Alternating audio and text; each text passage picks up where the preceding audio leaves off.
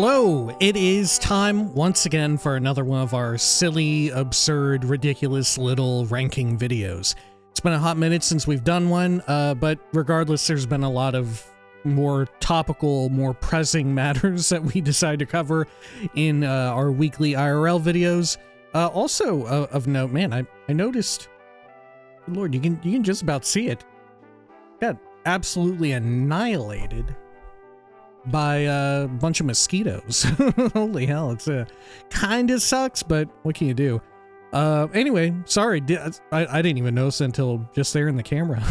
But regardless, this week we are doing another ranking video, and as per usual, though like I said, it has been a bit, if you have a request for your own silly, stupid ranking video, feel free to submit in the comments below. It helps a whole bunch if you include a question mark, because then I can sort comments by does it contain a question or whatever, and it makes it that much easier for me to add it to our ever-growing and, of course, ever-shrinking list. And you can also submit regular questions as well. That works either way.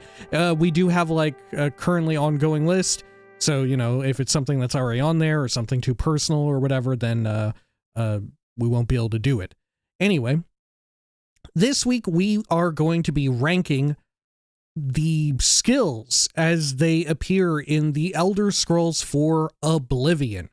This includes the original 2005, the original release of Oblivion, and the remaster of Oblivion, which came out just a year or two ago. Anyway, there are there's a fair number of changes, mechanically speaking, in Oblivion. When it comes to the skills, we'll be talking about the skills as it specifically pertains to, like, the way in which the player interacts with the skill, you know, what you, the player, have access to, more so from the perspective of how does it feel when you have this socketed in as a major or minor skill? How does it feel to use the skill rather than, like, okay, an alteration spell is also like a burden spell. How does it feel when you get hit by burden? You know, how does it feel to have this X or Y magical effect present in the game? If we want, we can rank magical effects. We can definitely do that at some point. But for now, this is more skill-centric, more player-centric, you know? And like I had said, there's definitely some changes between original Oblivion and Oblivion Remastered, and sort of, you know, of course this is incredibly subjective, but as that sort of comes into the foray, we'll bear it with some measure of consideration, you know?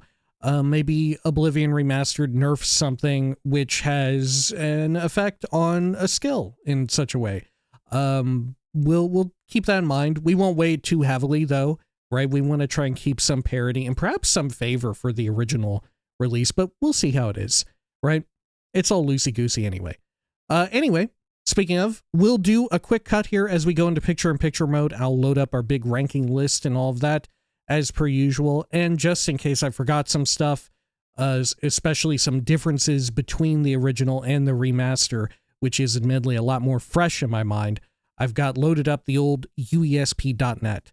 All right, see you after the cut. All right, we are back. Now, I've had a few folks ask about me making these tier lists that I put together, because a lot of these are not ones that I've found, but actually ones that I've, like, put together custom, like myself.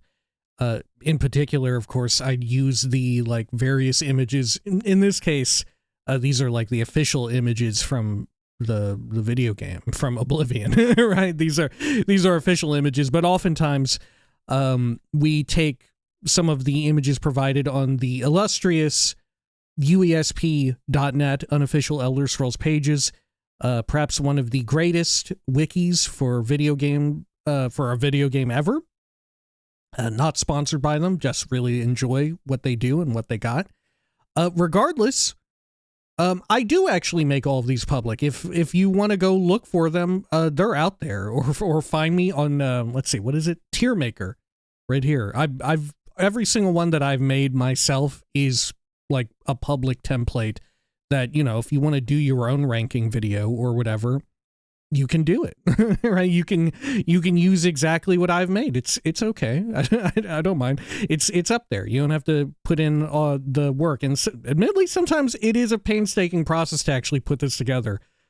Sometimes it takes more time to put together this than to actually do the ranking. It's a pain in the butt. Anyway, I think we'll move through this sort of in order or in an order that respects the attribute system, right? So we'll begin with strength and we'll end not with luck, but with willpower, I believe. Let me double check here. Yeah, willpower, right? Okay, so strength first, which means we get blade and blunt, right? Kind of next to each other, and also hand to hand. Hand to hand previously, correct me if I'm wrong, in Morrowind was a more sneaky coded skill. I think it was maybe under agility rather than strength, so they've moved it around here. But either way, blade and blunt. Also, you know what? I think blade maybe also was agility, because long blade in Morrowind may have been strength, and short blade may have been agility or speed. I'm not sure. Either way, we have both of them here. They kind of go hand in hand, not to, hand to hand. Regardless, they don't have any major or any changes whatsoever with regards to their perks, right? In Oblivion, as you level up your skills, every 25-point threshold, you automatically get a perk. You don't get to, like, pick your perk or whatever, unlike what occurred in Skyrim. But you do get some sort of perk. You get some sort of additional bonus, unlike in Morrowind, where it was just a pure statistical upgrade. Granted, you know, in some cases it is a statistical incremental upgrade where it's like, oh, it uses less fatigue to do a power attack.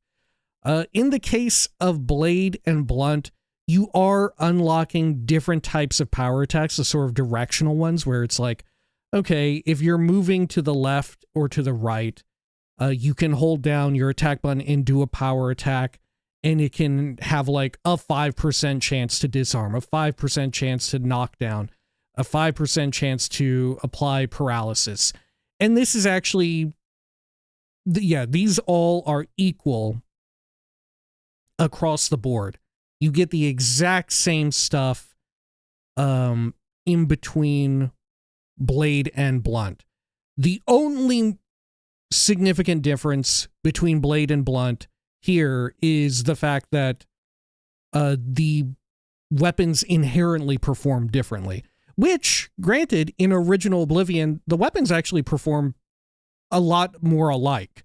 It is with Oblivion Remastered that the weapons do actually swing a lot slower. Because of this, in original Oblivion, blunt weapons were actually pretty dang good because you could swing them, I think, either as fast as or really close to as fast as even a short blade, right? A dagger is going to swing not that much faster than like a two-handed club. There is definitely a noticeable difference, but compared to what you get in Oblivion Remastered, you're absolutely booking it. You are swinging like two-handed warhammers like nobody's business. Two-handed axes are flying, ripping across your screen. And in some ways, Oblivion Remastered debuffed blunt because of slowing down that animation. Blunt weapons are just worse off in Oblivion Remastered because of it. You still get, I believe there's like various stagger chances or knockdown chances or like fatigue damage when they try to block that blunt is a little bit better at.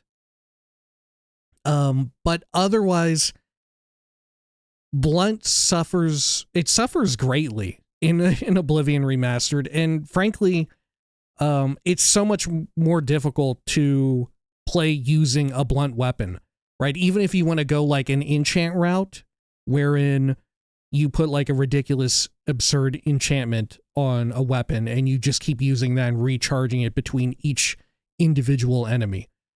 My preferred method. If you're on like maximum difficulty, I should say.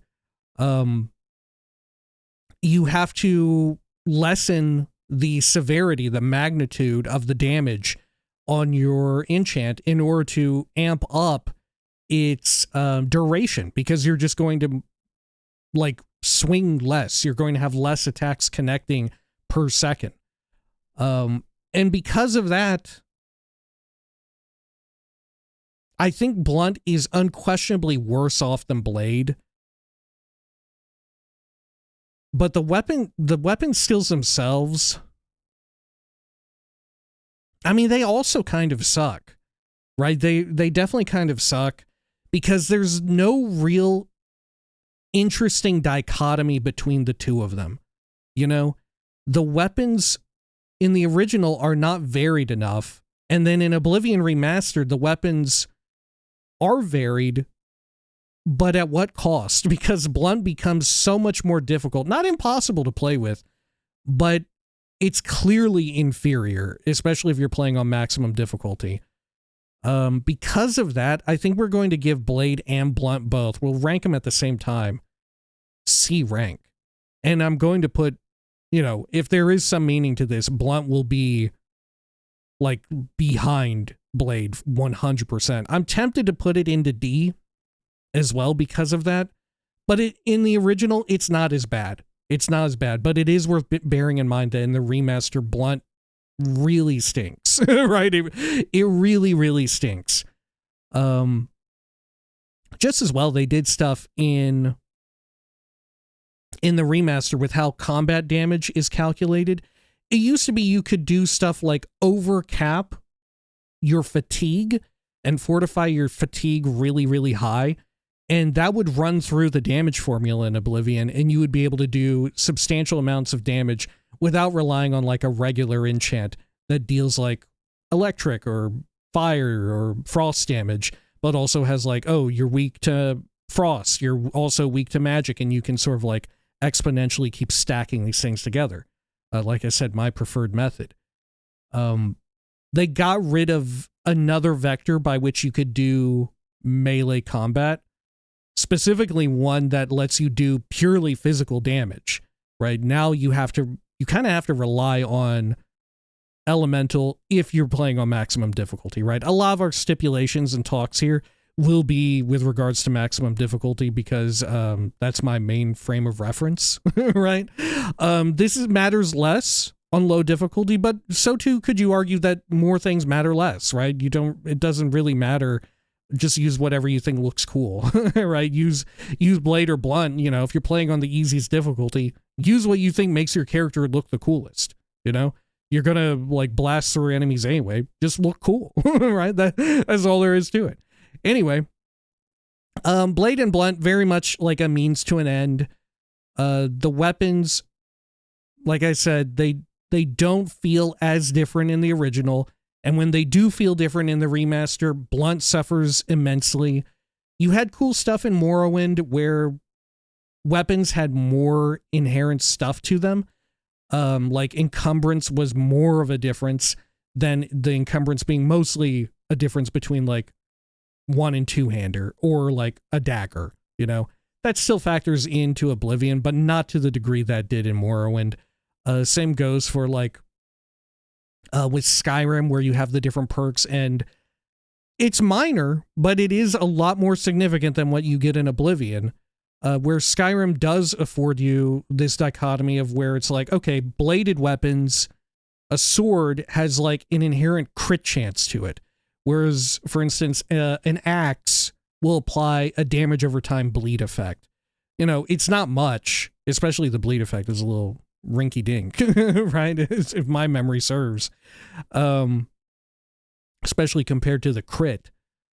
But there is some sort of dichotomy. There is some sort of difference between choosing one weapon type over the other.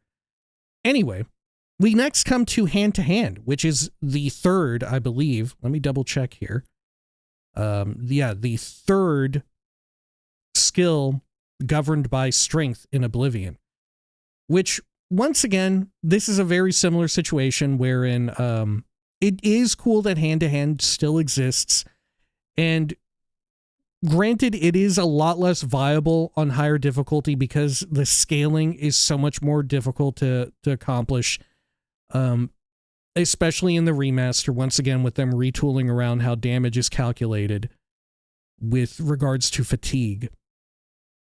But at least it does feel very different. My eternal issue with hand-to-hand is that I wish there were like a hand-to-hand weapon still. You know, we're playing Fallout 4 on the channel as a playthrough right now, and I cannot help but think of how in Fallout 4 you can play unarmed, but there are weapons that are classified as unarmed, right? Like brass knuckles or a power fist, something along those lines. It's still considered unarmed, and it still functions with perks and other magazines and such that you find in the game world that work in tandem with unarmed. You don't really get that with hand-to-hand, so thus you kind of miss out on a bit of fun itemization because there's no like hand-to-hand weapon. You know, there's no like, oh, this is tape or whatever, binding tape for your knuckles. There's no like brass knuckles or whatever. You do miss out on that, and because of it, honestly, I'm kind of a hand-to-hand hater beyond gimmicks. But it is kind of fun to just pull out fucking A and fucking B and just start going to town, right? That is kind of fun. But at the end of the day,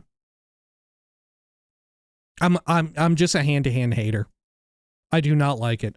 Cool way to make me like hand-to-hand, like I said, is to give you a hand-to-hand weapon aside from your fists. Have it be like you start out with your fists.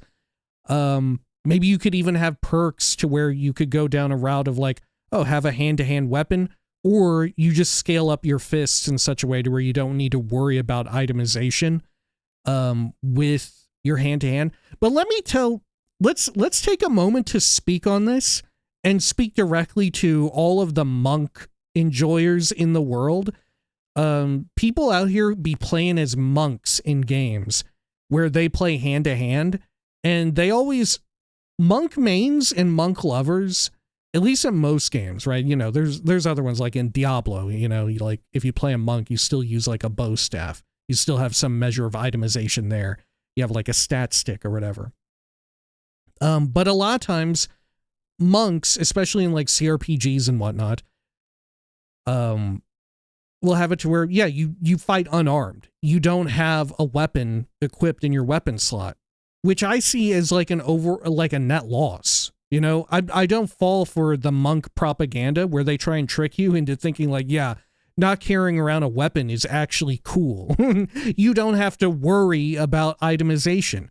You say that as if I'm worrying about it, whereas you don't get it. You don't get it. Finding a cool new weapon and tooling around with it and like potentially enchanting it or like socketing a stupid gem inside of it or whatever the hell, that's fun. That's part of the fun. You know, I enjoy that. Thus, you're actually, in truth, in trying to sell me on hand-to-hand in a lot of games where you want me to go around be doing shit unarmed, you're reverse selling me on it. You're telling me, oh, this is, you know, this part of the game that you really think is cool, where you get a cool new weapon, especially in first person, and you see like right there on the side of your screen, you're holding like a new sword or a new hammer or whatever, and it looks cool, and you're like upgrading it. Maybe you pick up a brand new one and it looks even cooler than the last one. You find like a cool artifact. You don't get that, right? From the beginning to the end, you're just seeing whatever you have equipped in your gloves. You don't get to see a new weapon, you know? It's not fun. I don't like it, right? At the very least, I think, like I said, this is just my frame of reference because we've been playing it recently. A game like Fallout 4 or 3 or New Vegas or so on and so forth, it got it right by making unarmed not just hand-to-hand, but also having it govern or dictate your efficacy with what would be classified as unarmed weapons, right? Like a power fist, like spiked knuckles, like Wolverine claws or something like that, right? That's so much better, because then at least you get like some sort of visual update, some sort of visual progression on your character as you're advancing in levels and stuff. You still get that in your gloves, but that's not as fun, right? If I'm using a two-handed sword, I can still see my gloves change, you know, right? I'm a hand-to-hand hater. I generally do not like it beyond a gimmick wherein I think like, oh, I'm going to knock this person out just for fun, right? At the very least, give me more to do when I knock someone out, you know? Maybe that's where I stand on it. All right. Next up, we've got endurance, which endurance governs armorer, block, and heavy armor.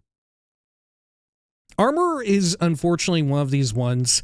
We talked about this in sort of a sister video to this, the one in which we ranked all of Morrowind's skills. Armorer is just a means to an end, and it continues to be so here in Oblivion. It's interesting in some ways that you have to make this judgment call on like, okay, does my weapon and armor, should I spend some money in town to buy like repair hammers or repair my stuff up at a blacksmith before I head out and venture out? It becomes sort of like a way of gating how long you're out in the field, or how much encumbrance you need extra to haul around a bunch of hammers. Eventually in Oblivion, I believe it's when you max out. Yeah, when you max out your armorer, you only need one hammer. There's other perks as well to where it's like initially in Oblivion, unlike in Morrowind, unless you have, 25, no, 50 actually. Yeah, it's 50 armor that you need in order to repair magic items. And then they swap that around apparently in thanks you, ESP. They swap that around in Oblivion Remastered to where in the remaster you only need 25 armor to repair magic enchanted items. That really, really sucks. Especially if you're coming from like, in either direction, honestly, like I said, if you're coming from Morrowind and you're moving forward in time, or you're coming from Skyrim or like Elder Scrolls 6 or something, and you're moving back in time, it can be a bit of a shock to be like, oh shit, I just enchanted this sick piece of like steel chess piece with a sigil stone I just got out of this Oblivion gate. Suddenly I can't repair it, right? I had been able to repair it up until now, but then my dumbass enchanted it with like feather 25 points or something. And now I'm stuck out here in the middle of damn nowhere without the ability to repair it, right? Now this becomes an additional consideration. I really hate that about the armorer system in Oblivion. I really, really dislike that. And because of that, because it's such a source of tedium, I got to give it a D rank, right? It's even worse than it appeared in Morrowind, where it was just like, okay, yeah, maybe you could make an argument. You need to mentally recall when you're back in town or whatever. Like, oh, I need to carry some hammers with me. I need to carry repair prongs or whatever. That way I can repair up my own stuff. That way I have more time in the field. Here, it's even worse than being tedious, because you get this early game trap where, especially if you're brand new to Oblivion, you can just get stuck without being able to use your cool new sword. You know, you just got a cool sword off of a bandit. It's busted or close to it. And you're like, well, shoot, I can't repair it yet. Right? This sucks a butt. This sucks so bad. It's even worse here. Right? And I guess at, let's see, is it expert? Yeah. At level 75 and beyond, you can over repair your equipment, which is okay, I guess, to make it like a little bit more Does it even make it more effective? Yeah, it makes them weapons and armor. They deal more damage and protect more, which is nice enough, but it's not a meaningful upgrade. It's just one where it's like, okay, I'm just going to do it, right? It's not anything that gives me something interesting to think about.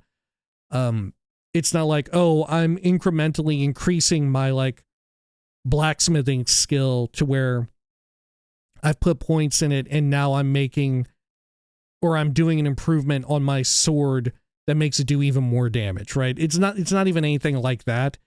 It's just like, it's a very thoughtless exercise that you just sort of get, you know?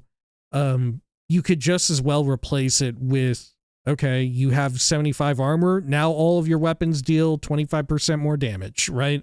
It's a boring sort of statistical upgrade. I'm looking forward to hopefully seeing Elder Scrolls 6. I really hope they have some sort of weapon and or armor modification system. It doesn't need to be as like wild and robust as what you got in Fallout 4, to where you can just like change around the grip of like a longsword and stick a hammer on the end. You know, it doesn't need to be like that. But you know, something to where you pay attention to the materials, you can get some sort of upgrade to it. You know, I would very much welcome that. Otherwise, armor stinks. It stinks. If anything, it presents a trap because they artificially gate you when it comes to repairing magic armor and weapons, right? That sucks immensely. That's so bad. It's such a horrible trap.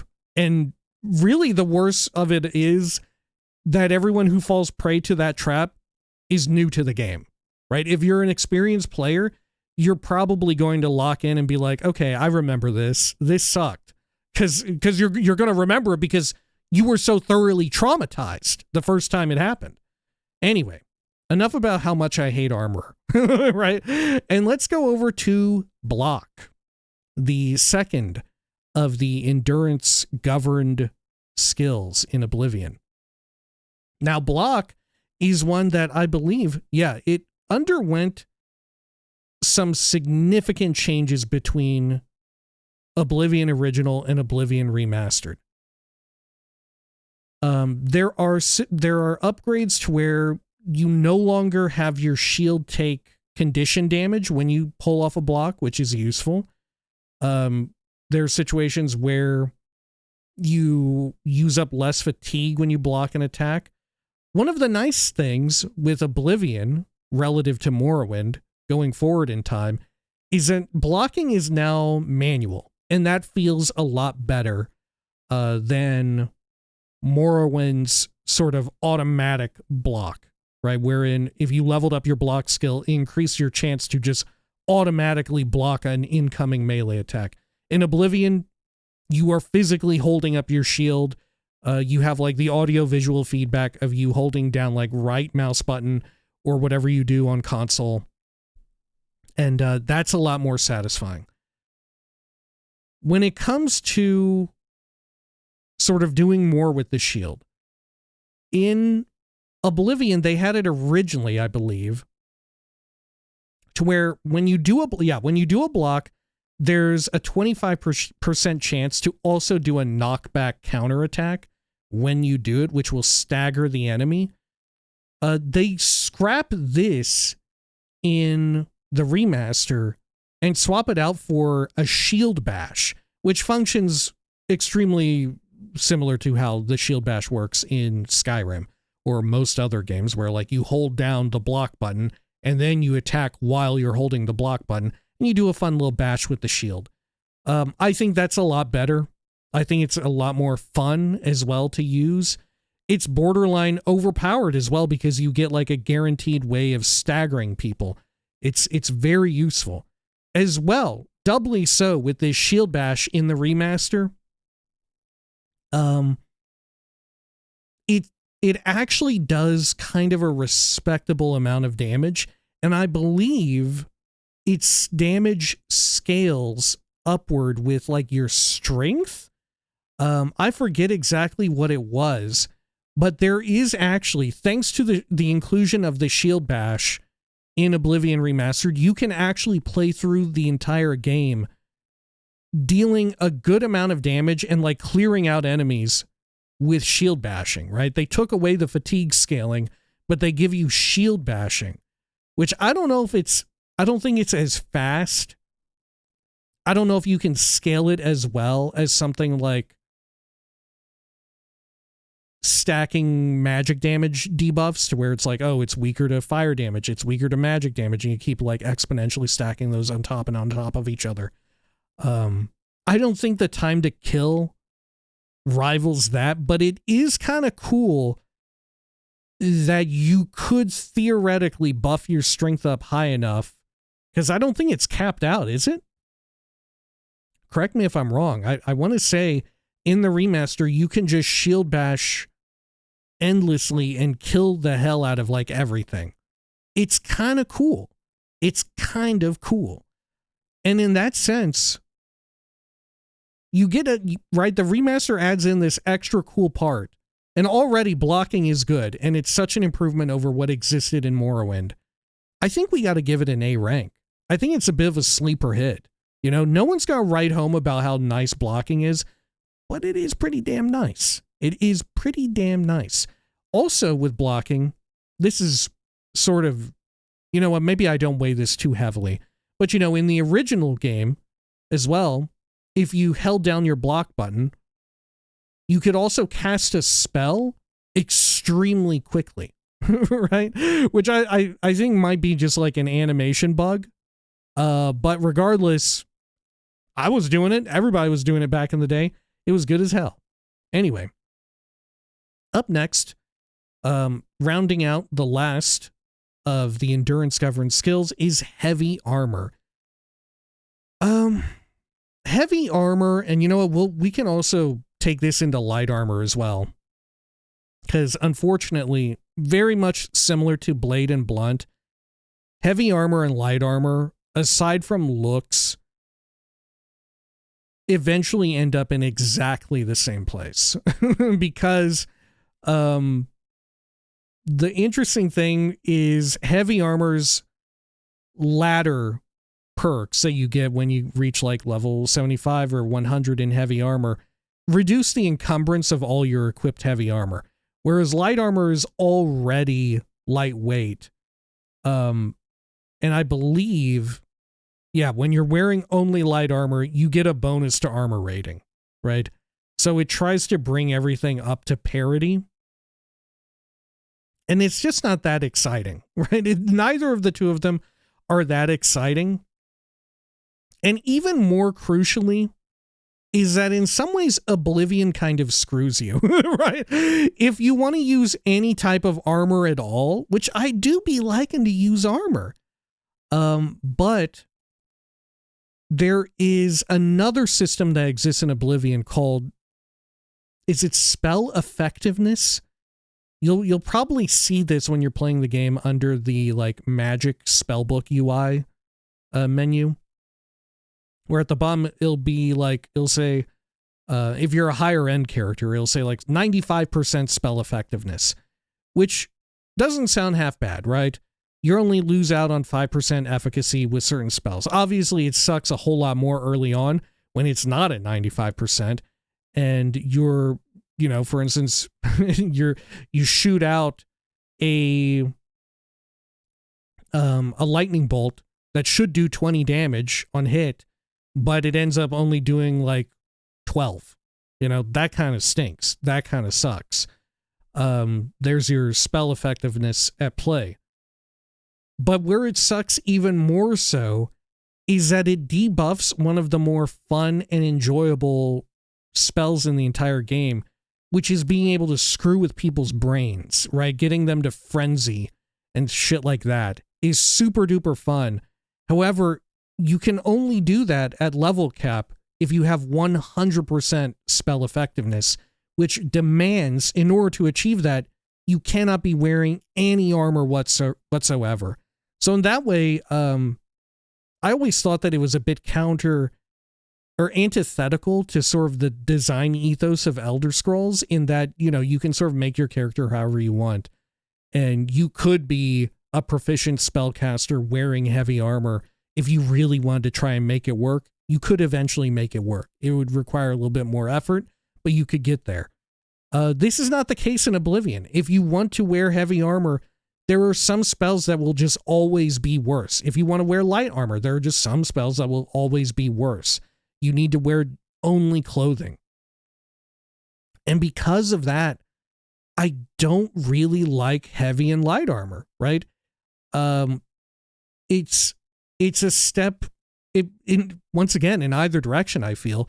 Going from Morrowind to Oblivion or from Skyrim back to Oblivion, it's a bit of a shock to the system, the way in which it functions, right? I do not like the spell effectiveness system, and unfortunately, it is intrinsically tied to both the heavy and light armor skills, right? And there's some very neat and fun-looking heavy and light armor, but outside of the early game, once you start enchanting stuff, there's no world in which I'm going to burn a really high-end like sigil stone that's rare on armor when I could do it on clothing instead, right?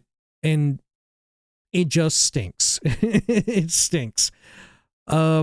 Otherwise, I guess it's okay. I mean, I do appreciate the fact that they make it to where once you max out in 100 cap heavy and light armor, they both afford the basically the exact same amount of protection, and they afford they have the same amount of encumbrance, which is none if you have them equipped.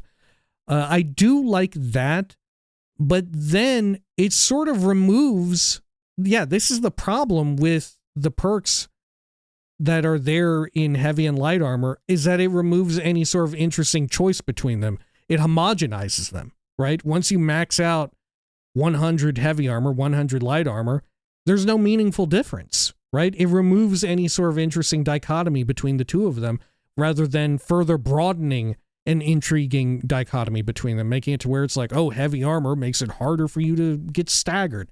Light armor gives you bonuses to sneaking or something along those lines. There's just nothing like that. And if anything, the perks work against that. Fortunately, like I would say, in Skyrim, we sort of, with those perks, you just have more perks on offer. And they tend to skew the opposite direction, where they do sort of enhance the intrinsic differences between these types of armor, and it becomes a more meaningful decision. Like, okay, my character is committing to light armor because I want to be an assassin. My character is committing to heavy armor because I want to be like a knight, right? I want to be able to absorb blows, and I don't mind being loud as hell because I think wearing cool heavy plate mail looks dope, right?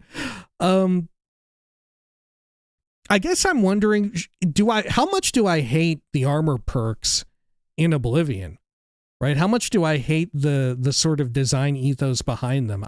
I'm feeling like I could go for D rank, right? I'm kind of selling myself on them being absolutely abysmal, you know?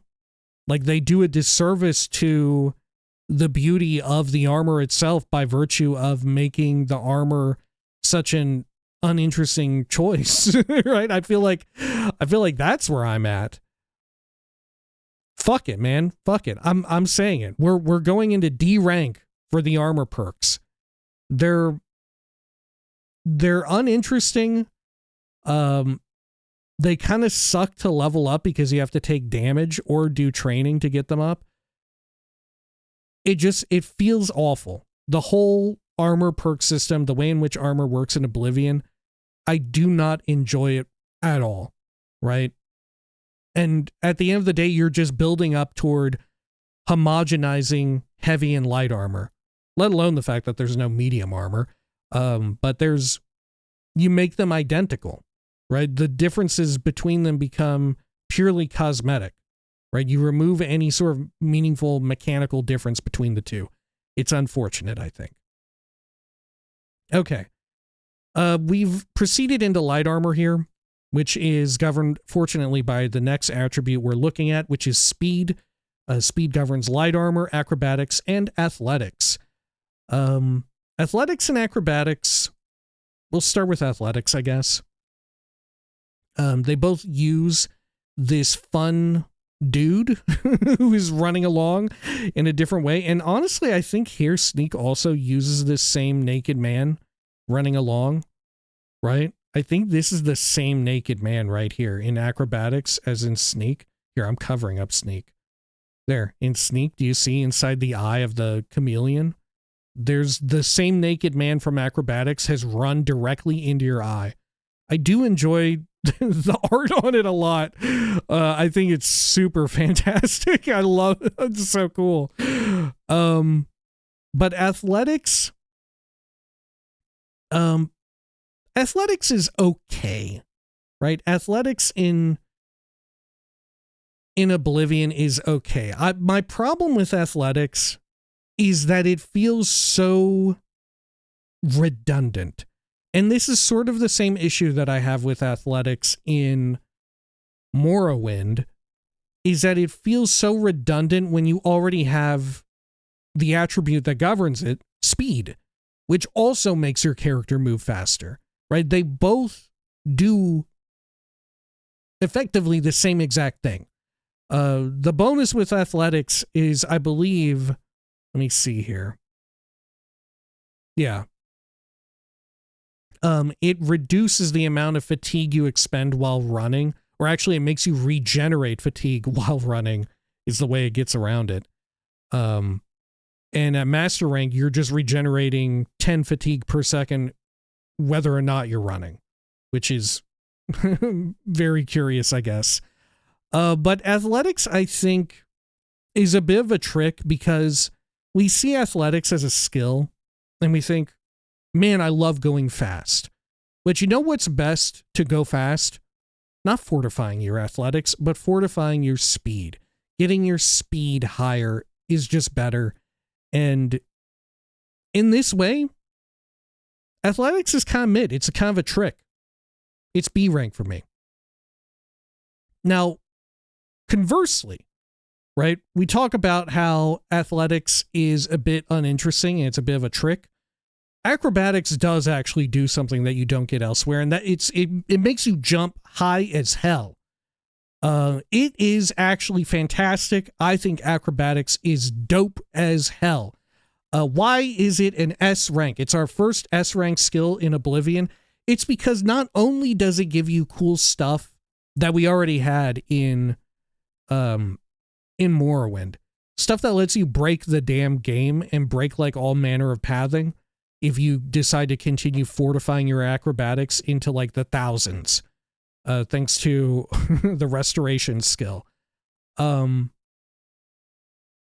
Acrobatics also affords you the ability to do some weird shit in Oblivion.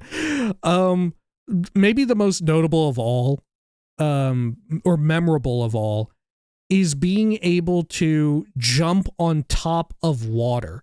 Right? You can't walk on water with just these skills, with just athletics or acrobatics, but you can skim off of the top of the surface of water. You can just jump along the surface of it, which is such a wild and weird and completely unheard of. I don't know how they came up with the idea that you should, like, I get walking on water. It's a damn alteration spell.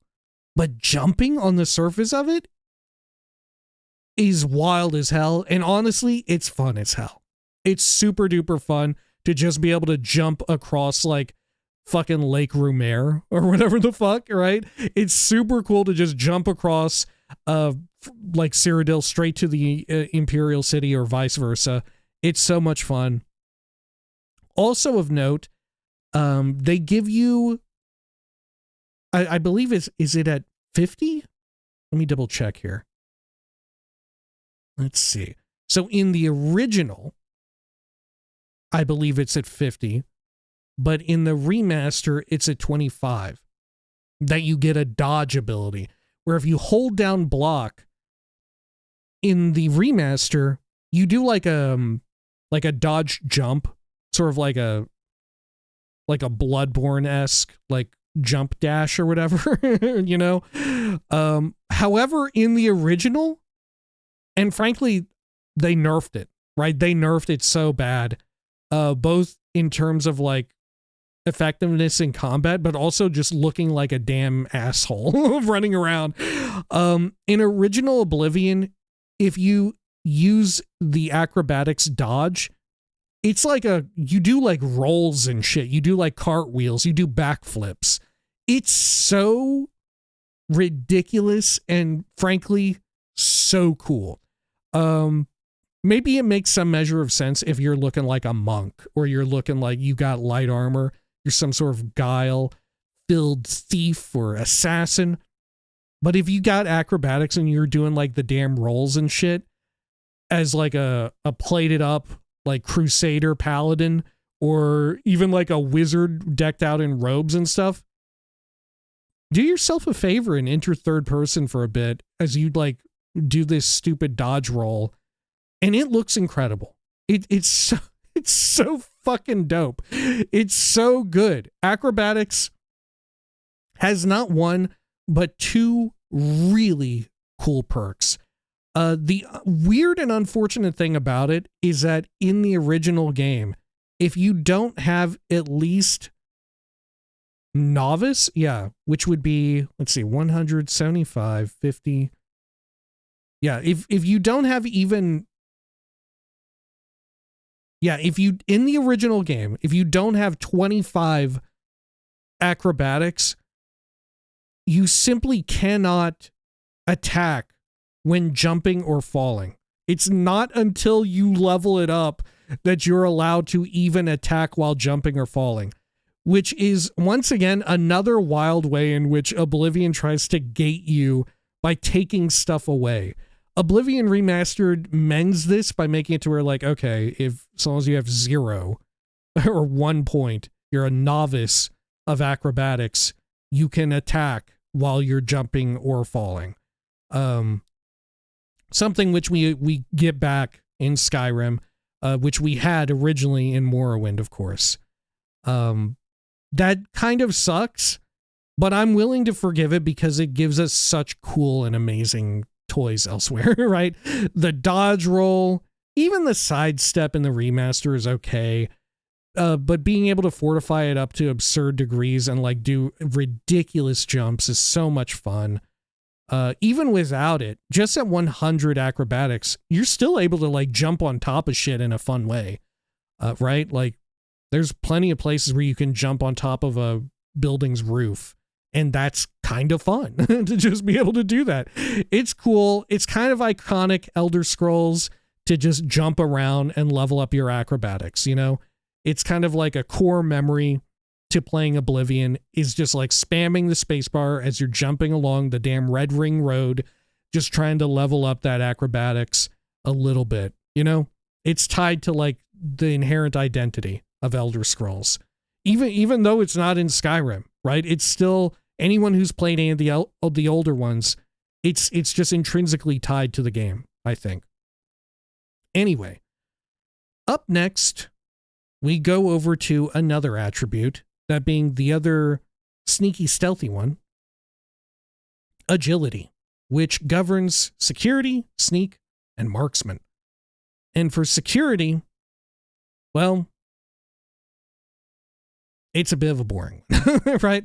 I don't want to have security, our ranking for security, be too much about whether or not the lockpicking system, the very unique lockpicking system in Oblivion, is good or bad.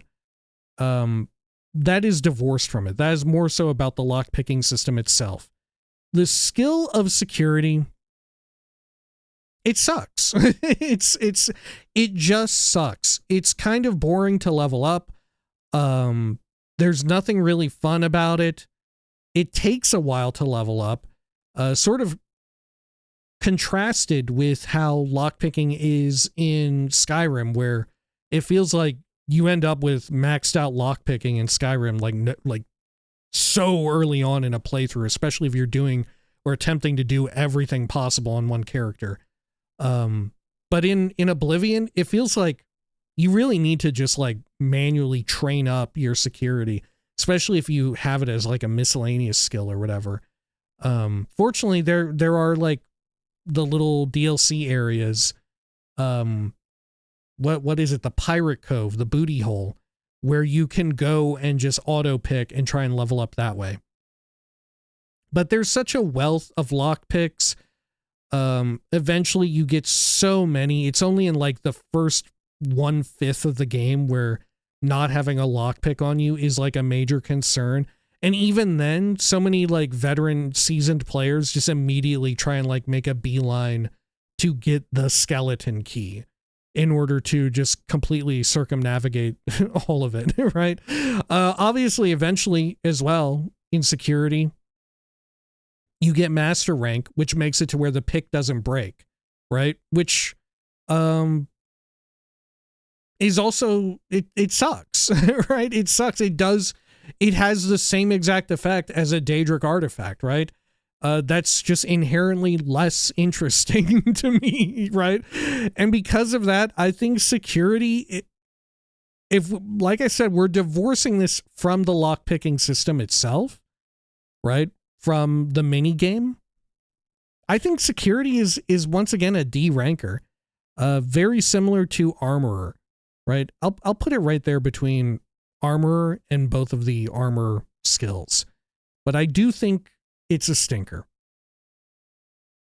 But at the same time, it's probably one that you want to like make a major skill if you don't want to do a whole lot of training in it, because otherwise it's going to level up so damn slow. You know, if you're thinking of maxing out your character, getting everything to a hundo, it's something to consider. Anyway. Unless you want to do the training, right? That's what we did. We just kept buying lockpicks every time we got the chance and just did the auto pick stuff back at the Dunbarrow Pirate Cove or whatever it's called. I always forget the actual name of it. Anyway, up next is Sneak. We were talking about how cool the icon looks with the fun chameleon wrapping around your eyeball, and wouldn't you know it, inside of your eyeball is a man. What were they thinking when they were putting this one together, right? What if Sneak was represented by an eyeball? Okay, makes sense. And a chameleon, I guess. But the chameleon is wrapped around the eyeball. And you know what else? What's that? Let's put a little guy inside of the eyeball. This is absolutely wild. The artwork alone, it's maybe the most absurd artwork for any of them. It's gotta be. Why is there also a little guy inside of it? You could have just had it be an eyeball. You could have just had it be an eyeball, and I think everybody would have got it. Yeah, absolutely wild. If anything, the chameleon there makes me think of Illusion, right? Because of the popular, like, one of the best illusion spells being chameleon. Anyway, sort of divorced from all of that, from the chameleon spell effect, is Sneak, which helps you deal more damage, right? The perks, I believe, yeah, the early perks make you deal extra damage in melee, marksman, and hand-to-hand attacks and all of that if you attack while undetected. Sneak, of course, when you're sneaking, the weight of your boots matters. This is a system that came forward in time from Morrowind. And thankfully, there's this perk now when you reach level 50. Yeah, level 50 Sneak, where you no longer have to worry about it, right? Don't worry about this interesting system that we had. Fair enough, because at the end of the day, it sounds like an interesting system on paper, where you have the freedom afforded to you in an Elder Scrolls game. If you really want to sneak without that penalty, you're just taking off the shoes, you know? So may as well just like cut out the middleman being the inventory UI, and just make it the level 50 perk. Fair enough. You also remove your increased detection chance if you're running while sneaking. Oh yeah, the most powerful thing of all is that Master Rank Sneak, your attack ignores your opponent's armor rating, which is fairly significant. And that is part and parcel, obviously not entirely, but it's a big part of, well, I guess just a sneak skill at all. The sneak skill, I would say, represents a viable way to play through the game on maximum difficulty. In particular, if you're using like constant effect chameleon spells or chameleon enchants that get you to where, like, so if you pop stealth, if you go into sneak mode, no one's ever going to detect you because you've got 100 plus magnitude chameleon cumulative. The amount of damage you can pump out from that, I still think the time to kill is lower than using like elemental damage and weakness stacking, but you can do both, right? Theoretically, you can do both. It is really wild and really powerful. It's probably the most powerful thing you can do in the entire game because, of course, you're invisible, so no one can even attack you. No one's attacking you at all because nobody knows you're there. Even if you're just swinging away at them, they're just going to take the hits. It's incredibly powerful. Maybe game-breakingly so. Like, I never actually do it. I think everyone should make a 100 cumulative chameleon set of equipment at least once. However, I do think that once the novelty wears off, you realize this kind of makes the game a bit boring. It's too good. It's simply too good. But it's neat enough. And of course, sneaking in Oblivion, they've added on some more things and made it a little bit more complex and a little bit more, what would you even say? Your detection versus evasion chance, a little bit more of a complicated calculation going on with the game engine. I think that's fun. You know, that's kind of fun and interesting. It's another cool system.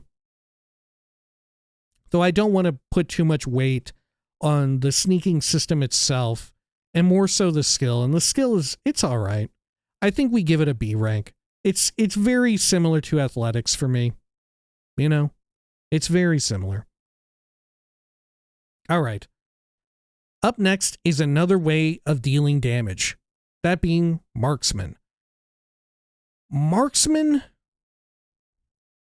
I am personally not a bow and arrow type of person, right? I'm very much on record saying that I do not like using a bow and arrow in video games. And this is predominantly because, unless the game is designed from the ground up, I detest charge attacks, right? Unless they give a ton of audio-visual feedback, which using a bow and arrow tends not to. I hate it when I have to hold down my left mouse button to charge up any type of attack and then let go of it to fire it off in some way. It doesn't matter if I'm doing this with magic. Well, with magic, maybe it's helpful there because there is so much audio-visual feedback. But with a bow and arrow, it just never meshes with me. Something about using marksman or archery or anything in any game, it just does not speak to me, which I know sounds sacrilegious because like stealth archer is eternally one of the most popular things to do, but I've just never been about that life. I've never been about that life. Regardless, marksman, there is no denying the degree to which marksman is so much cooler than how it exists in Morrowind, right? Sheerly based off the fact that when you fire an arrow and you miss, you can just go pick it up. That is wild. That is so wild. It fully like wields and utilizes the Gamebryo engine and what is possible within it, wherein you're physically firing off an arrow. You can shoot it in, right? Remember in the tutorial, they have you shoot the arrow into the bucket. Mind-blowing stuff back in the day. These days, we don't think much of it, especially if you're coming from like Skyrim and you're going back in time. You don't think much of it. But that was such an absurd flex for for Bethesda to have you shoot the arrow into the bucket, see the bucket wiggle around and stuff, be rendered in physics and all of that, and then you can walk up to the bucket and pull the damn arrow back out and load it back up into your bow and arrow. That is pretty cool. That is pretty cool. And it's such a, we've come such a far distance from how things existed in Morrowind, wherein you miss an arrow, you shoot it into the ground, it's just gone. It's gone from the game world, right? It's kind of incredible what they were able to do in Morrowind with archery, with marksmanship there. But this ups the ante in a very significant way. Although personally I'm not into marksman, I do have to give it its flowers and acknowledge that they really did something dope with marksman here. It is unfortunate that it's not that good on maximum difficulty, right? That is maybe the most unfortunate of all, is that I don't know how viable marksman is on max difficulty, right? It's one of the toughest ones, if not the toughest way of dealing damage. Is it even tougher than like hand to hand? It might be. It might actually be. I don't know. It's up there though. Regardless, the secret screwed up part of marksman that is going to, right? We talked about the physics engine and how like the miracles that they were able to achieve with marksman, with like your ammunition being lodged into the world. Physically, you could even see like enemies that you're shooting with arrows like look like a pincushion.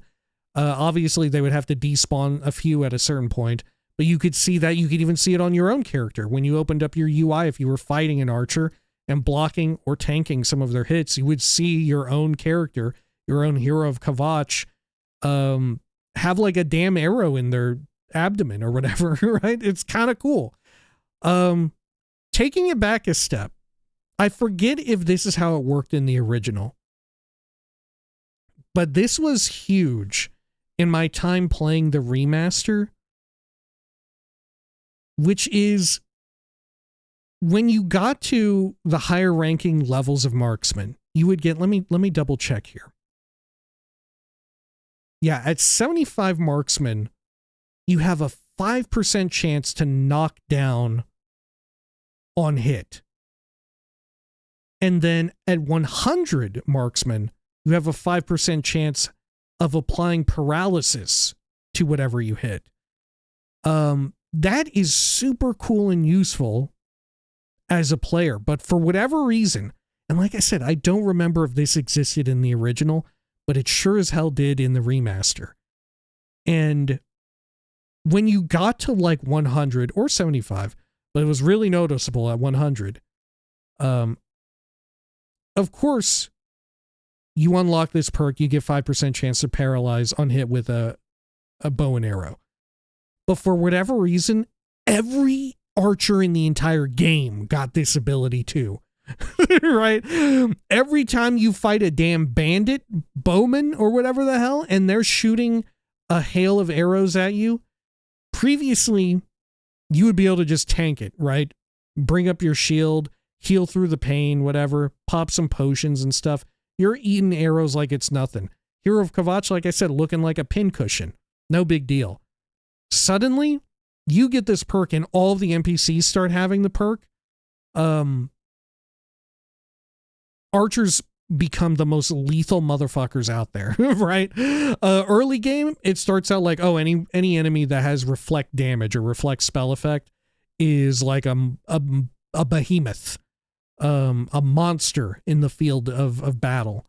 Suddenly, archers become like terrifying because at the drop of a hat, one arrow could completely ruin your life, right?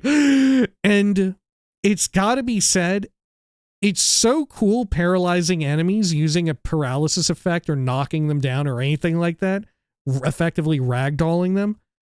But oh my God, losing control of your character is one of the worst feelings in video games ever, right? And being beholden to having it happen to you sucks so much shit. It sucks so much. And because of that, although the advances are incredible, I have to account for the fact that I'm simply not an archer. Thus, when I get to 100 marksman, because I want to be maxing everything out, it sucks. Because then dudes are knocking me down. This is like my worst memory of archery in the remaster. I don't even remember if it works like this in the original game, right? Honestly, if it also works like that in the original game, I would bring it down to C rank. I would, just purely born out of being a marksman hater, an archery hater. But it is worth acknowledging that, oh my gosh, the technical difference between how marksman works in Oblivion versus Morrowind is enormous. It is so much better. We gotta give them their flowers for that. Anyway, that rounds out agility, I believe, right? Yeah. Oh, and correct me if I'm wrong, but doesn't agility also scale up your marksman damage as well? But I think once again they put a cap on it in the remaster. No? It made it a bit more difficult to work, I want to say. Anyway, up next comes everyone's favorite, personality, which we have mercantile, speechcraft, and actually something that's pretty dope, illusion, which really doesn't feel like it should be there, but alas, they really, really wanted each one of the attributes to govern exactly 3 skills, right? They really wanted that. Thus, somehow, personality also governs illusion. We'll start at perhaps the least interesting, that being mercantile. Mercantile, I mean, what the hell can you say about it? It does let you do the shop investment stuff. It lets you start selling anything to any vendor.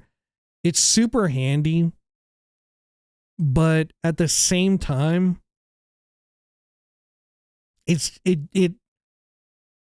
people will say that certain things are all flash and no fury. Mercantile is no flash and no fury. Mercantile, it's so banal. It's so banal. You know, it feels like these are upgrades that feel as if, well, you're giving me this upgrade because you deliberately held me back by designing the systems this way, right? What if I want to just sell any item to any vendor, you know? You could have just let me have that.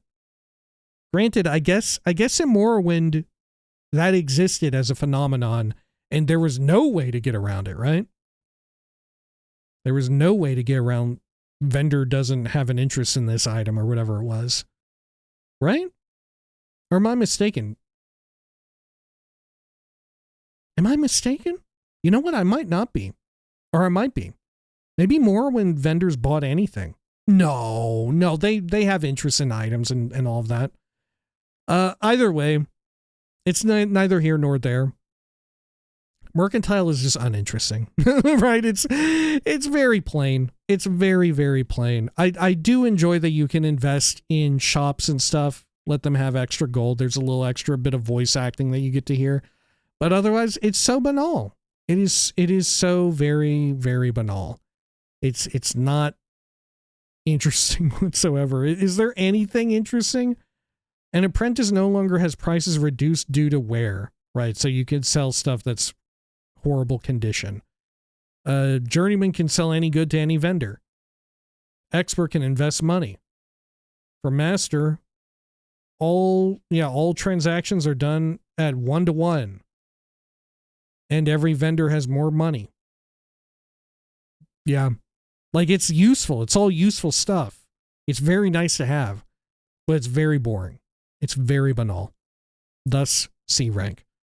All right, speechcraft, the infamous mini game in Oblivion that a lot of people don't even really fully understand how it works.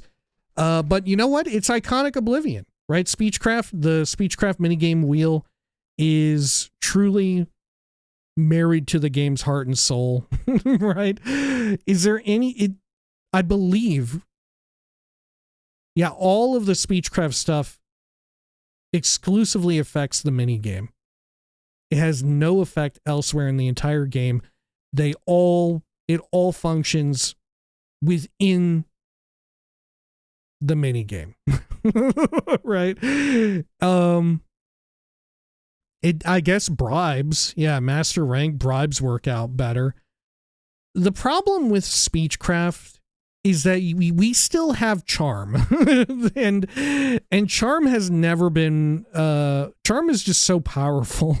and thus once you have access to like 2 seconds or 1 second of 100 charm, every person is just going to use that rather than bother with Speechcraft, which I think is unfortunate, right? It is kind of unfortunate.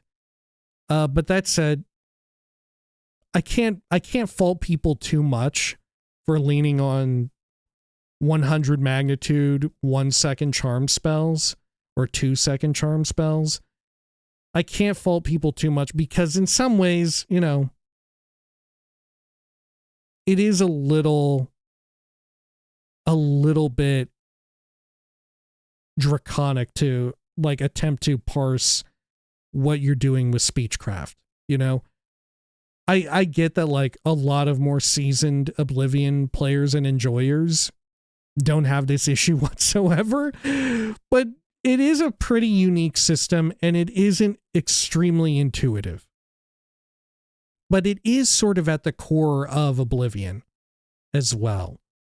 Thus, I can't knock it too much. It's such a memorable part of the game, and there's like no other game that does it.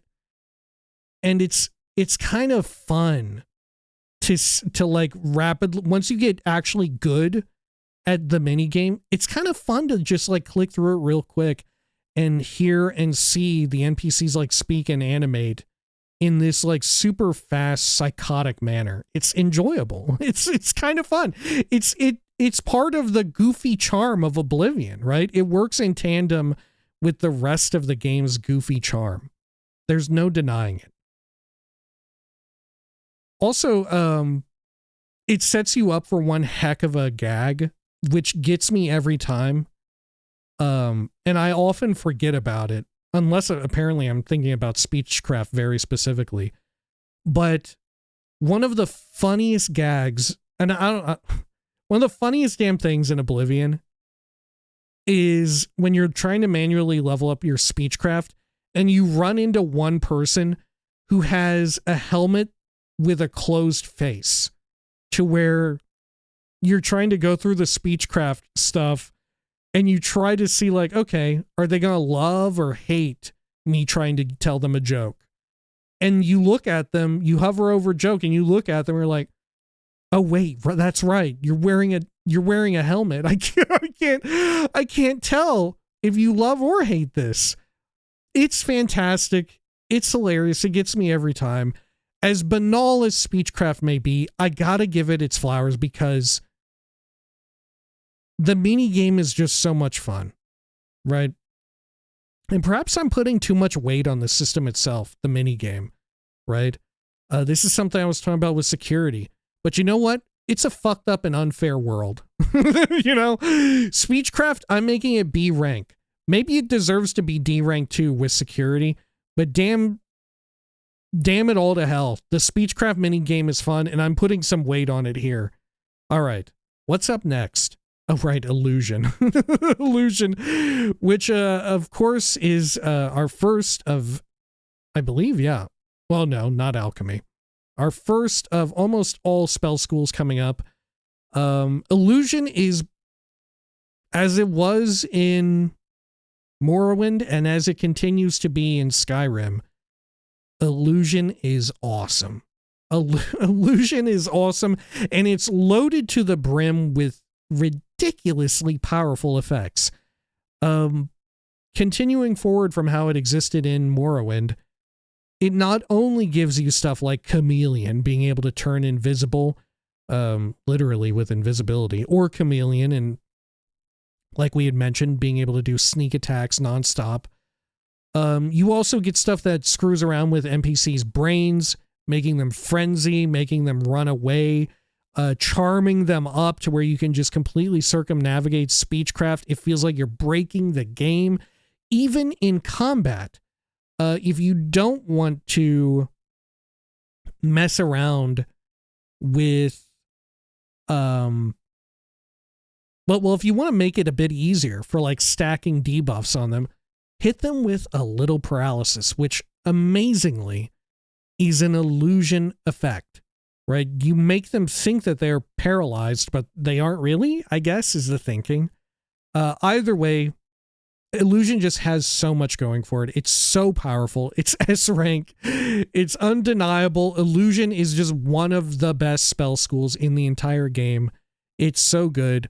All of the perks, however, if we just want to look at it on a perk basis, illusion is, all of the spell schools are just boring, right? Their perks are incredibly boring. People will sometimes levy this as a complaint, and fair enough, at Skyrim and its perk system, where there's a lot of incremental ones where it's like, okay, if you want to cast a journeyman rank spell of illusion, you need to take this perk. Right, fair enough. It's not as cool as some of the other ones, like you can cast your spells silently, stuff like that. It's not as interesting. That's true, but in Oblivion, it was all you had. It was all you had. You didn't get anything like that. Every 25 levels is just like, well, now you can cast the apprentice spell, so now you can do the expert ones, so on and so forth. But damn, the illusion spells are so dope, right? It's got to be said. All right. Up next, we've got intelligence, which has alchemy, conjuration, and mysticism. Alchemy, well, I mean, it's always powerful. It's always, you know what, alchemy, it wouldn't be an Elder Scrolls game without alchemy, I feel.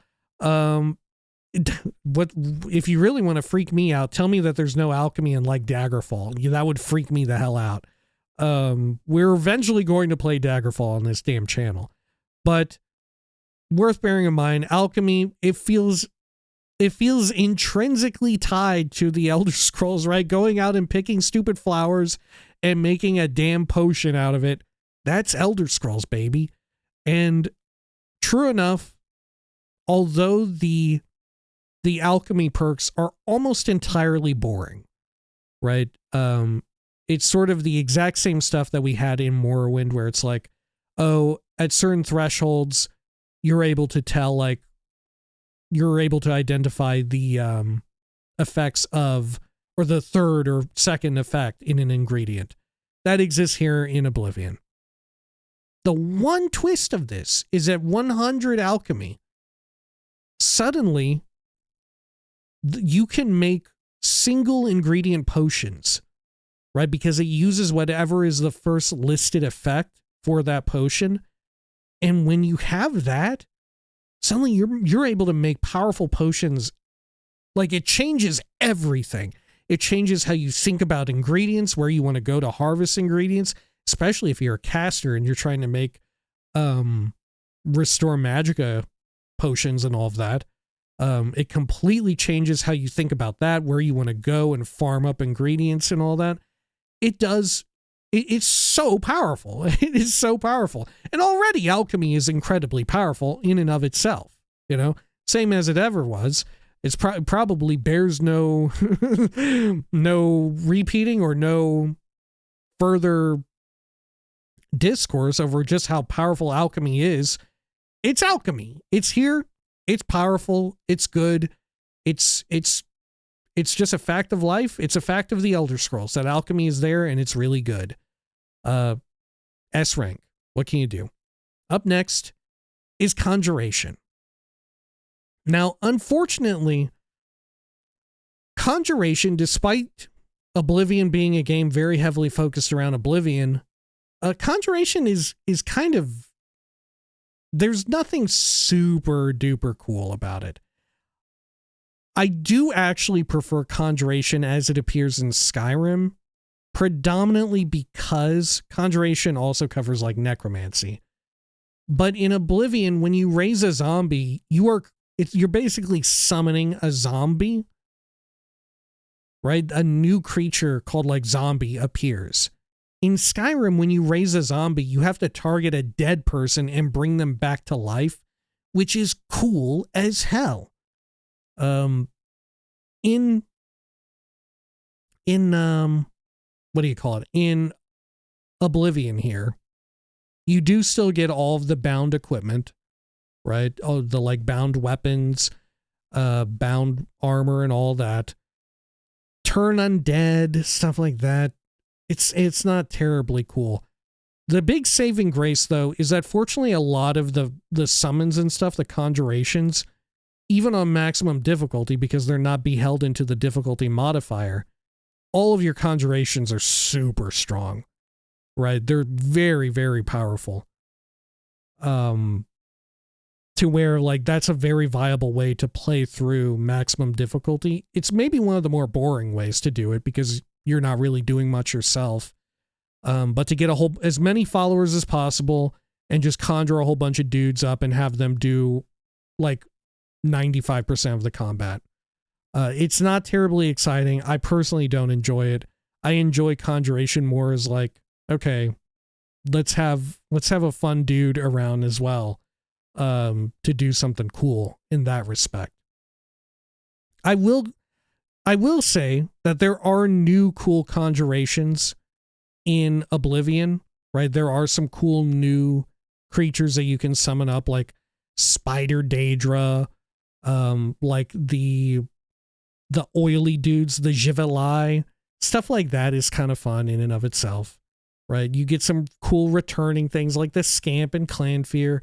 The Daedroth redesign is really wild. I don't know what they were thinking with the Daedroth redesign, but it's kind of cool that it worked out that way, right? It kind of worked out in a very wild way. I would love them to bring back the Morrowind Daedroth at some point and be like, yeah, the Oblivion Daedroth is a greater Daedroth and the Morrowind one is like a lesser Daedroth, you know?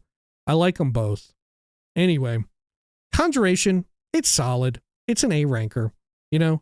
It does exactly what it says. It's powerful, it's competent, it's good.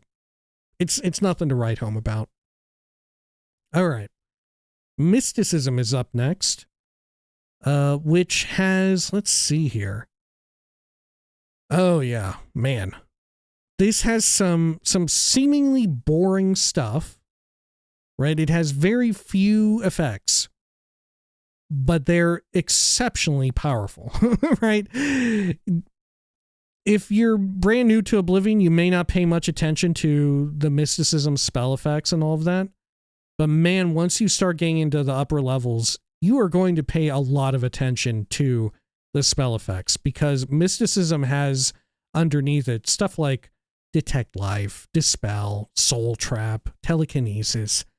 Unfortunately, all of these are not that exciting. I feel like there's another world in which an Elder Scrolls game could have a very exciting take on telekinesis, right? Like, come on, the junk jet and the rocket launcher, they're right there. Let's be able to do damage, right, with telekinesis. Let's do it. Let's be able to do it. It could be so much fun. But regardless, mysticism lets you have access to the absurdly powerful reflect damage, reflect spell, and spell absorption effects, which utilizing these, you can become completely immune or at the very least highly resistant to both physical and magical damage. It is so powerful. This is why folks will keep an eye out for, well, what's it called? The like Amulet of Blades, Amulet of Axes, and stuff like that, because they have reflect damage for like 33%. Thus, not only are you reflecting enemy damage back 33%, right? So you do some damage to the enemy when they attack you. But more importantly, is you take 33% less physical, right? It's ridiculously strong. It's not so exciting, but it does give you opportunities to become completely immune to certain types of damage, right? Especially if you want to ignore something like magic resist. It gives you another interesting vector to go about it. It's fun. It's decent. It's very similar to Conjuration in that it's super solid. It's nothing exciting. It's purely just damage mitigation. But my God, thanks to some of the random loot that you can find, like we just mentioned, the Amulet of Axes and stuff like that. Is it also the escutcheon of Coral? Is that also like spell absorb, or is that magic resist? I forget. Either way, there's a handful of stuff like this, of these like randomly found loot items that have really good magnitudes of this stuff available. And it's just solid. It's just solid. It's not super fun. It's not super exciting. You're not breaking the game in any weird, cool way, but it's solid. A rank. It's very good. All right. From intelligence, we move into our final 3 skills, that being alteration, destruction, and restoration. Alteration is, it's the one that includes open, bird and feather, different shield effects, water breathing, and water walking. I feel like it's boring. I feel like alteration is the most boring of all the spell schools in Oblivion, right? All of these effects are just not super interesting. Like, I feel like early on, when you're first playing, you think like, oh yeah, feather effect, super cool, so I can lug around more crap. Listen, as somebody who likes lugging around some crap, there are far better enchants that you could begin rather than feather, you know? There are far more cool things. And open is, right, being able to open using magic, it's cool that it exists there, but I feel like security is so trivial in Oblivion. Once you either get the skeleton key, or you get 100 security, or you just get a hang of the minigame. I feel like it's not that crucial. It's not that big of a deal. Water breathing and water walking, also similarly, it sounds super cool, but it's just not that, like, the use cases are few and far between. And it's so much cooler having the acrobatics one where you jump across the surface of water, right? Alteration is just kind of shit, right? It's kind of bad. I guess early on, having the shield effect is kind of useful, right? While you're still building up, trying to get damage, reflect damage, or your armor up or whatever. It's fairly useful in that way, you know? It's definitely one of these spell schools that seems a lot more attractive in the early game, right? The later and later you get into building up your character, the less useful alteration becomes, and the less you seek out its effects. So maybe for that reason, I'll give it a B rank. Maybe it's middle of the middle, right? Alteration. Definitely the worst of all the spell schools, right? Okay, destruction.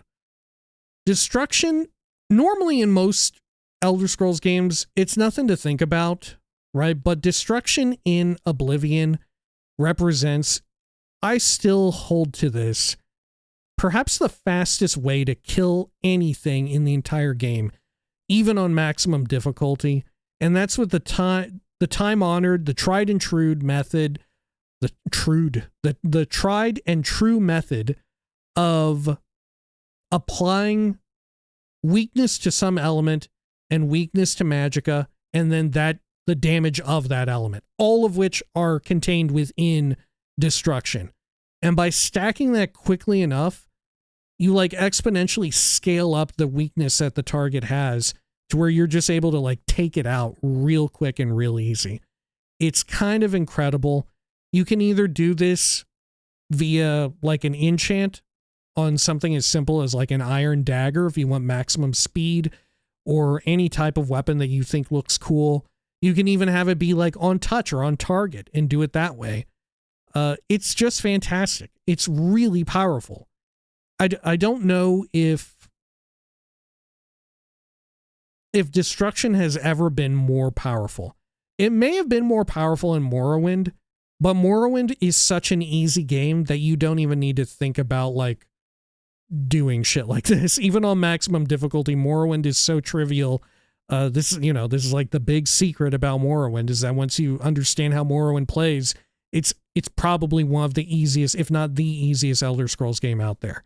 Right? Once you have a grasp of the mechanics, it's extremely easy to just bulldoze your way through absolutely everything. Maximum difficulty Oblivion is completely the opposite. Everything is like a damaged sponge, but destruction magic lets you carve through that stuff like nobody's business. There's also stuff like disintegrate armor and weapon, which I guess is okay. You can also damage attributes, damaging and draining attributes and such. Skills, lowering fatigue, I guess, is kind of useful if you're like hand to hand. But really the real place where it's at is with weakness 2 and then some sort of elemental damage when it comes to destruction. It's super powerful. It looks super cool as well. If you have like on target ones, you blow them up real huge. Also of note is, thanks to Gamebryo, thanks to the engine, everything has physics. So if you, like, for instance, one of my favorite things to do, just shoot off a bunch of like lightning everywhere and have it blast all sorts of physics objects around the environment. I'll never forget going into what's his name, the Orcish Librarian's bookstore, and just firing off Finger of the Mountain inside at all of his bookshelves and just seeing the books like blast all over the place. It's kind of cool. It's kind of dope. But unfortunately, destruction is also a bit predictable, right? It's one of those similar to Mysticism, Conjuration, and Block. There's nothing too special about them. It's just very competent. It's very good. It doesn't feel like you're breaking the game in some extreme way. Well, I don't know. In some ways it does, right? When you're really stacking up the weakness 2 effects. In some ways it does. You know what? I'll say high A rank for destruction. Similarly, I could see low S rank, but I'll say high A rank. And finally, we come to the cream of the crop. Restoration. Continually similar to how it existed, I guess I'll say. Similar to how it existed in Morrowind. This is just the most powerful, the most ludicrous skill in the entire game. Once again, being able to fortify your stats to ridiculous levels. It's this is the skill that you use to break the game, right? This is the predominantly the way to break the game, just fortifying your skills. We did mention how like fortifying your fatigue and like increasing your fatigue beyond its own cap used to be a way in which you could approach melee combat. They got rid of that in the remaster. But even still, restoration is still like a huge, it's a damn threat, right? It's a damn threat. There's plenty of stuff like, oh, heal yourself, absorb attributes or whatever from other targets, cure diseases, resist different types of damage and shit like that. That's okay, right? That's okay. Sure, resist magic is super useful. But where it's really at is fortifying your skills and attributes, right? This is how you get stuff to where like you can, in original Oblivion, there was no sprint button, but it didn't matter because you could just cast Fortify Speed on yourself and be like, you could clear the entire map in, well, as best as your computer could load, right? In seconds. You could go from Anvil to like, what do you call it? To, I guess, not Skingrad, they're right next to each other. To Bruma, or the one all the way to the south. What's the one all the way to the south? Breville? Is Breville the one all the way to the south? Is it Breville? Or the evil place. The evil Sithis little area. What's the city all the way to the south? Hold up. It's not Breville. Let's see, hang on. Oblivion map. Breville's right there in the middle. Is it Leowin?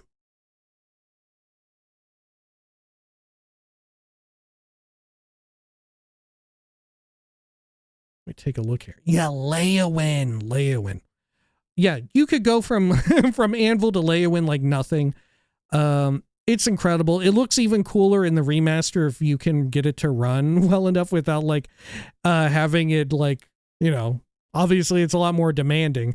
Thus, it's a lot harder to do stuff like fortify your speed and acrobatics into the thousands and like jump all over town. But man, you should do it. You should do this. It's super dope. It's super cool. Restoration, one of the funnest ways to break the game. Also worth bearing in mind that fortifying speed and acrobatics on your mount, on your horse, it scales up even higher. They get an even bigger bonus to speeds. 1 point of speed is a lot more like locomotion for a horse than it is for a player character. It's also weird and fun to cast it on other characters in the world and see them start to book it and run all over the town super duper fast. It's just a fun, stupid skill. It's dope to break the game, especially when you get into like the end game where you're able to do this more reliably. You have a whole bunch of like restore magicka potions. It's super dope.